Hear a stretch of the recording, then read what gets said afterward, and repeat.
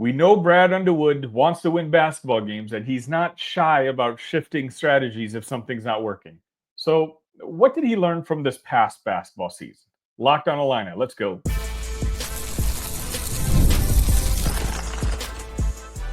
You are Locked on Illini, your daily podcast on the Illinois Fighting Illini. Part of the Locked On Podcast Network, your team every day. Welcome welcome all to another episode of Locked on Illini. Today's episode is brought to you by the all-new 2025 Nissan Armada. Stay with us for the Armada Team of the Week later in this episode. Thank you all so much for joining me today and making us your first listen each and every morning. My name is Verma, your host here. I know we have a bunch of new followers and subscribers. I sincerely appreciate you guys hitting that subscribe button. Just know that there's no such thing as off-season when it comes to Illini content. Just because the games are no longer being played on the hardwood does not mean that there's not stories, rumors, and such to talk about. And you'll find all of that right here on this channel. So thank you all for joining me. On today's episode, I kind of wanted to reflect a little bit on this past season. I didn't want to do a final grades episode. I'm working on that. I'm jotting down notes on each individual player and really trying to make sure I collect my thoughts before I kind of really wrap a bow on the season and move on to this off season and next season, which of course it's right around the corner, at least for us.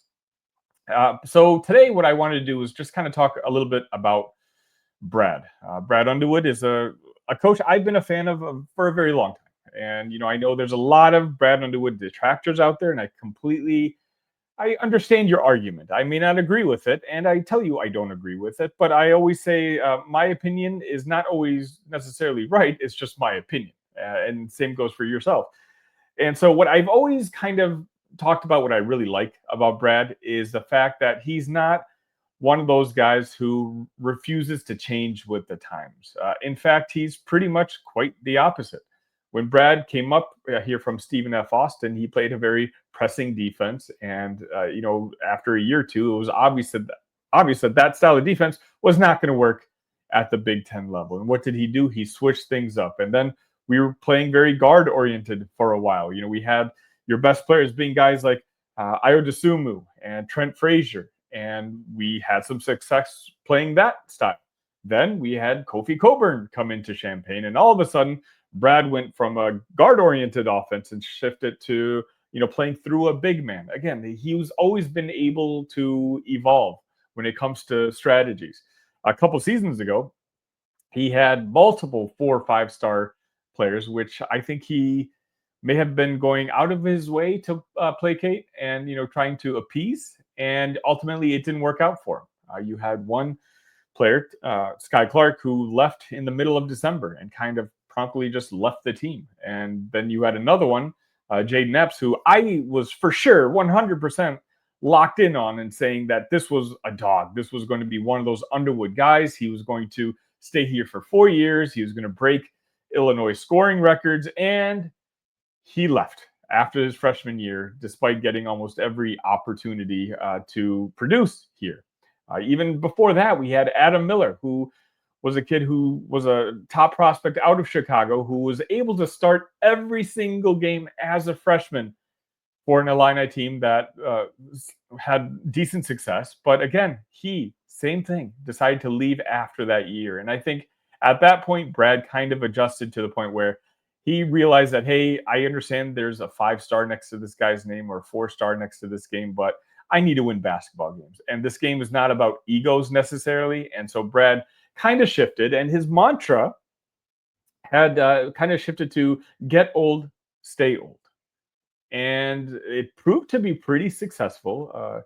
Last season, we all recall, he had Terrence Shannon Jr., Marcus Domask, Quincy Guerrier, Justin Harmon, Coleman Hawkins, all guys who were either seniors or juniors, but older juniors. And he went all in on that basketball team. And quite honestly, he made the right call. And I would be hard-pressed to find any Underwood detractors, of which, again, there's very, I guess that you can call it a loud minority of you out there.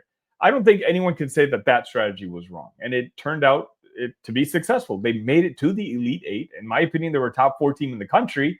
they just got to be in the draw of what was clearly the best team in the country, and that was UConn. UConn was going to obliterate anybody in their path that year, and it just so happens that Illinois and theirs destiny met up at the Elite Eight, and so that's where they were eliminated. After that, obviously, we have this past season where we had to be forced to reload 10 new players playing on this basketball team, and just now reflecting a little bit on a more higher view. I was listening to just some of Brad Underwood's post-game press conference, postseason press conferences, and he kept on bringing up the fact about how young this basketball team is. And I talked about this at the post-game of the Kentucky game. So if you haven't watched that, definitely please do. We talked for about 40 minutes about just reflecting on the season. But quite honestly, I think I have gathered my thoughts even more so I might talk about it again sometime this week. I think the mistake that Brad understands he made, and I don't like the word I just used, mistake, but I'll tell you why right after this, is counting on two freshmen, Kasparis and Will Riley, as highly touted as they are, and as productive as they were on the basketball court. And they were, despite some of the recent struggles for Kasparis and the bad game, quite honestly, that Will Riley had against Kentucky, they were in and of itself successes playing for Illinois. But I don't know if Brad, from this point forward, is going to want to build teams that are going to rely on 18-year-olds anymore, no matter how talented. I mean, unless Illinois is able to get a Cooper Flagg type of player, I don't see it happening. There's obviously other things that come into a recruitment like that. I think at this point, Brad is going to be more comfortable bringing in maybe a Will Riley, maybe a Kasparis, and then partnering them with a veteran star. This could very well happen just next year. Again, Illinois looks like they're in pretty good shape for Dame Sarr, an outstanding European prospect. I talked about him before on this show. I'm sure I'll talk about him again, especially for my new subscribers. If I should let you guys know if there's certain type of content you want to see, let me know in either the comment section of the show or join our Discord, where we've got over 125 of Illini fans all across the country talking Illini sports and life and sports in general each and every day. So that's just a quick little ad there. Join the Discord. I wish the link should be in the description. But with Dame Sarr, he's got elite talent. He's going to be a 5-star. I don't think the official ratings are out yet. Very similar to Will Riley in the sense of his all-around game. Will Riley's a better scorer, pure scorer, but I've talked about this. Will Riley is one of the best scorers on this planet, and that includes the professional levels. I think Dame is going to be a better defender and just a better overall player. So next year's team, we don't know what the roster is going to look like, but let's just say for the sake of conversation, you're going to have Kylan, Trey White, Tommy Morez returning. And let's just say even a guy like Jake Davis returning. Everyone else, don't panic if I didn't say a certain player's name. This is just a hypothetical situation. Dame Sarr could slide right into the 2 or 3 spot on that basketball team. But who's going to be the best player on that basketball team? And is that best player capable of taking you to a national championship? The name I kept bringing up in that post-game session was Saturday night. I was up pretty late watching that Wisconsin and BYU game. And all I could think of was watching John Tonje go for 37 points and almost just single-handedly refusing to let his team win. And I think that's kind of what this past year's basketball team kind of lacked. A veteran, maybe in his early 20s, a guy who's had a couple of seasons under his belt, who can just be the star and put the entire team on his shoulders. Not saying that Kasparis and Will can't. Maybe they can, but they weren't able to this past season. At least not when we ultimately needed it most. So, thinking about what Brad could be strategizing for next year, I know retention is a huge thing. And I've heard from people inside the program itself. Now, this is going to be costly. The prices of everybody has gone up. And I'm not just talking about Illinois. I'm talking about rosters across the Big Ten, across the SEC, honestly, across the nation, especially with the new revenue sharing enactments about to start very, very soon. There's a lot of money being thrown around, and Illinois is going to unfortunately have to raise their budget even to retain some of their own players. But looking at the roster, I think Tommy's a good start. I think Tommy Morez, Trey White, Kylan Boswell is a fantastic start, a fantastic foundation. And between those guys alone, you almost have a high enough floor to say, hey, you'll be a 500 team in the Big Ten next year. And that's not filling out the rest of the roster. What the team is lacking would be a superstar. Now, last year we got Kasparis, I believe in June or July is when he committed. And Will Riley, I believe, actually committed even after that. So, if let's just say Will Riley decides he's going to stay in the NBA and Dame Sarr comes to Champaign, does Brad go after another European prospect out there or some other international player? I don't think so. I think right now, Illinois is going to be as aggressive as anybody when it comes to bringing in a 3-point shooting wing an older kid who you can probably count on to score 18 plus points a game. Now, is that a guy like Josh Dix from Iowa, who, by the way, if you are a member of the Discord I mentioned before, you knew right away, as soon as Fran McCaffrey was let go as head coach, Illinois made contact. The representatives made contact. And so that's not something I could share on the show, but you knew if you're in the Discord right away. And I'll tell you, they're still very much in that conversation. I know there's people out there talking about Kansas, Creighton, and Iowa State as being the leaders. Maybe, but Illinois is absolutely still in the thick of things. And they're going to have a meeting at some point, if not this week, next week. But is Dix the type of guy who can be the star on next year's team? That I'll leave up to you to decide. But he fits the mold of, again, what I think Illinois is going to be looking for. Probably a junior, maybe a guy who's already played 2-3 seasons at the college basketball level. Pair that with a guy like Dame Sarr and the great veterans we already have coming back, like Tommy Perez, Trey White, and Kylan Boswell. And I think then Brad Underwood finally gets to go back and revert to his strategy, which proved to be the most successful for him.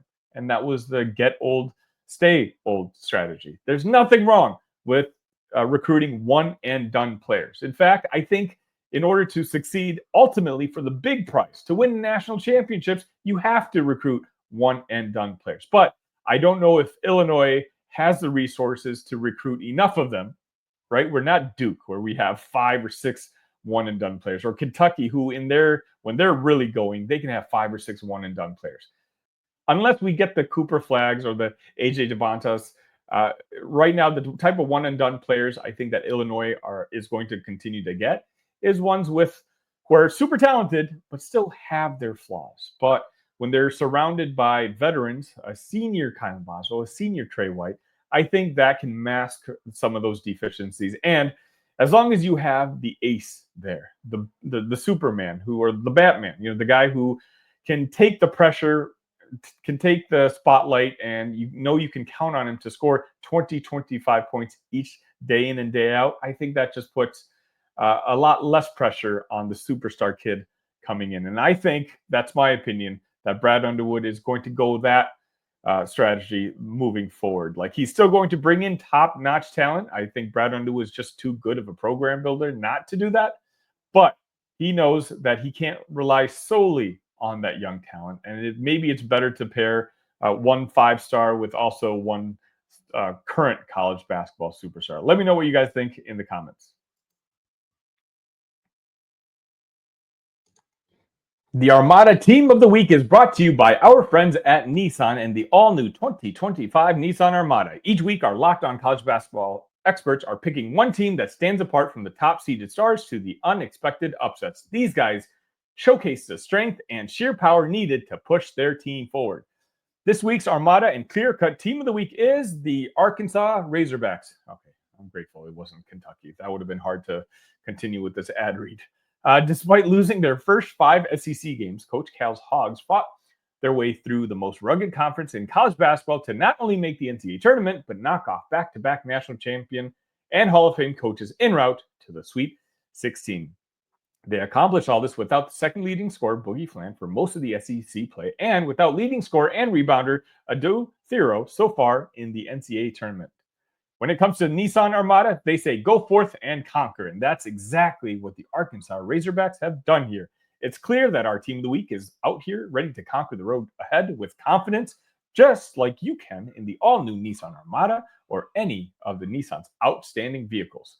Take the Nissan Armada, Rogue, or Pathfinder and go find your next big adventure. Shop nissanusa.com.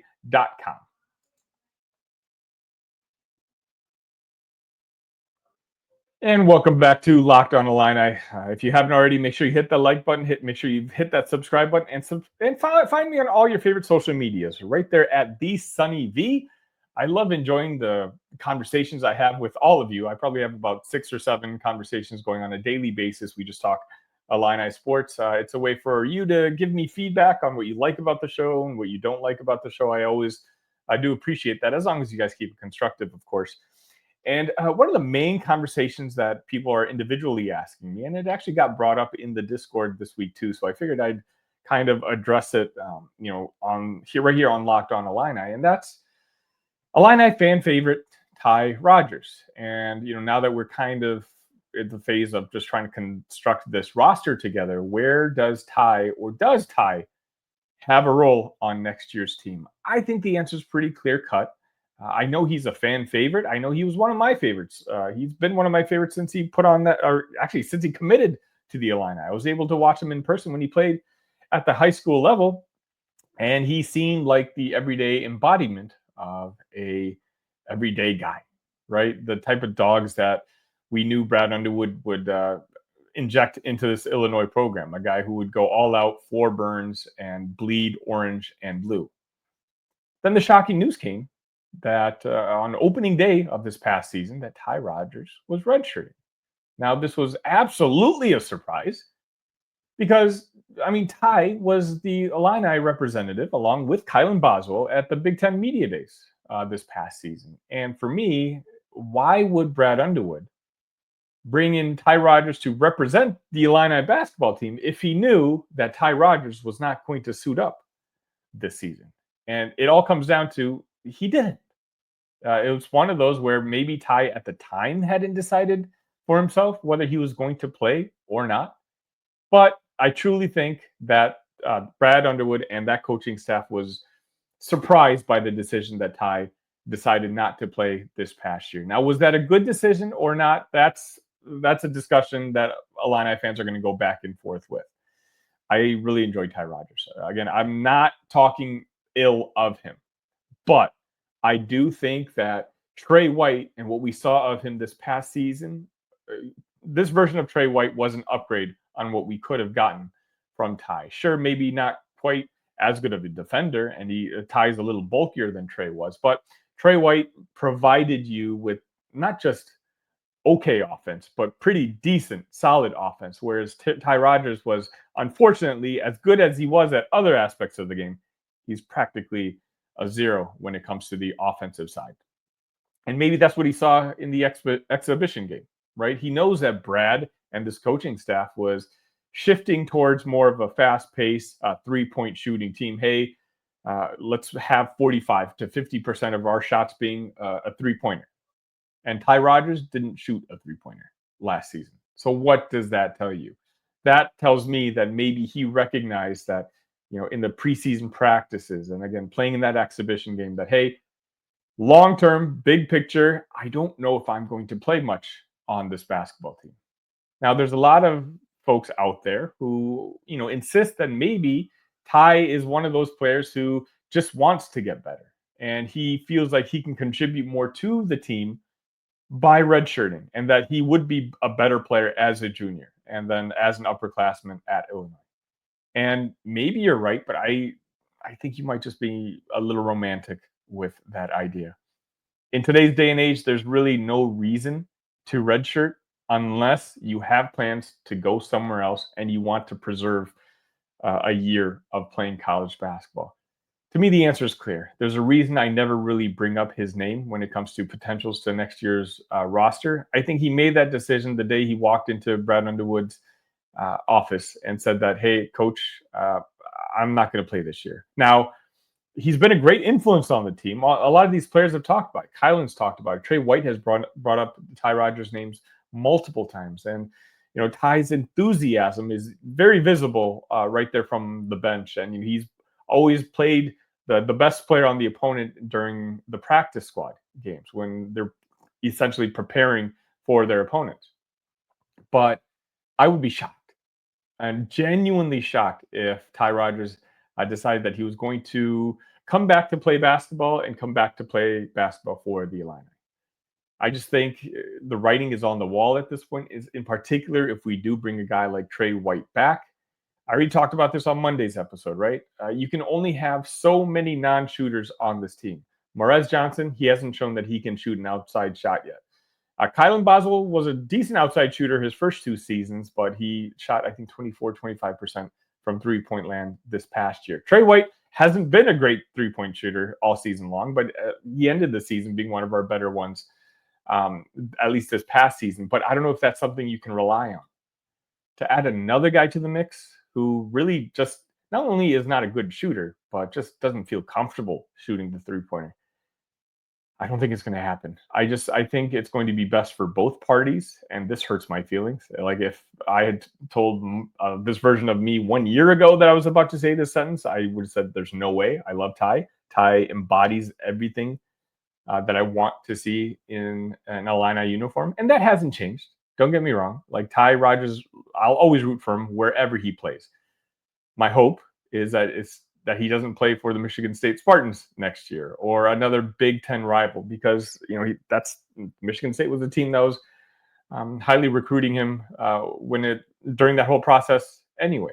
But regardless, yeah, for me, I'm very curious on your guys' thoughts. I think the Ty Rodgers era here in Champaign is unfortunately over. He hasn't announced anything, at least as of this recording. I'm sure they're going to have conversations, him and the coaching staff and some of the players. And there will be an announcement soon. I believe this transfer portal is 30 days. It's open for 30 days. So there's still some time. Just because you haven't seen names in the transfer portal yet does not mean that they're not going to be there eventually. But I fear that we're just waiting on the inevitable, and that's Ty Rodgers coming out with a graphic on Instagram or Twitter, whichever social media account he uses, and he's going to be thanking all Illini fans and thanking the coaching staff, absolutely, and then deciding and declaring that he's going to be moving to another destination next season. I'm very curious. What are your thoughts? Do you want to bring Ty back? Do you think that Brad Underwood could fit Ty into next year's roster and the style of play that Brad obviously wants to play offensively moving forward? Is there a spot on next year's roster for Ty Rodgers? I want to hear your thoughts. Get the supplies you need from the site made for the skilled trades, Supply House. Whether you're in plumbing, HVAC, or electrical work, Supply House is a reliable way to order products online. Their easy-to-use website is packed with helpful resources and the latest product info to help you get the job done right. Plus, with the complete inventory of over 200,000 parts from 400 top brands, you'll find exactly what you need delivered fast from coast to coast. Need help with an order? Supply House offers expert support and industry-leading service, so you'll always get to talk to a real person. And for trade pros looking for an extra edge, their free Trade Master program offers exclusive perks like a dedicated phone line, free shipping, and discounts on every order. Thousands of skilled professionals are already taking advantage. Now it's your turn. Join the Trade Master program today at supplyhouse.com/TM and start ordering plumbing, HVAC, and electrical supplies with just a few clicks. Plus, use promo code SH5 for 5% off your first order. That's supplyhouse.com.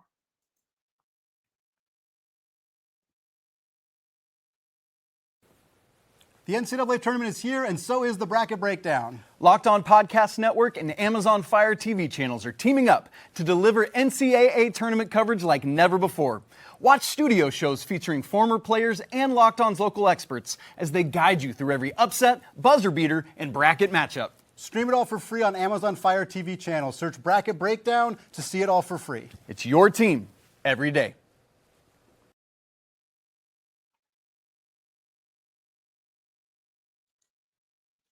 Now, before I end the show today, I want to give a special shout out to the Illini women's basketball team, whose season unfortunately came to an end on Monday afternoon with a 65-48 loss to the number 1 seed Texas Longhorns. The Illini women's team put up a good fight in that first quarter. I believe they're only down 4 points at the end of the first, but the Texas Longhorns just proved to be too much, and the Illini women's basketball season unfortunately has come to an end. But that I say on the show, if there's one regret that I have, is that I don't have a co-host or someone working with me so that I can talk a little bit more about the women's basketball team, because it truly is one of the most amazing stories in college sports, in sports in general.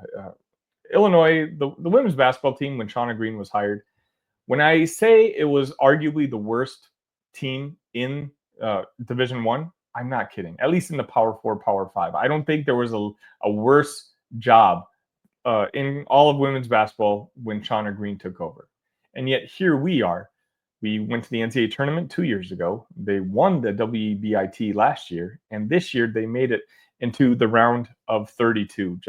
I wanted to take a second to really just give the proper due diligence to this senior class who saw this Illini team go from the gutter, and I mean literally the gutter, to becoming one of the, maybe not top programs in the entire country, but well on their way trajectory-wise. I don't know if there's another program whose views have become more favorable than Illinois over the last 4 seasons that Shauna Green has taken over. And so I didn't want to just not acknowledge them at all. And I promise you guys, especially if you guys are really interested, please let me know in the comment section or message me on the social medias, as I told you earlier, if you guys want more Illini women's content. Because trust me, I want to do it. There's just so much time in the day, and I want to make sure that I'm giving you guys just the kind of content that you guys want to see and that you guys want to click on, because otherwise all I'm doing is wasting people's time. I'm watching the games myself, so I'll let you know that,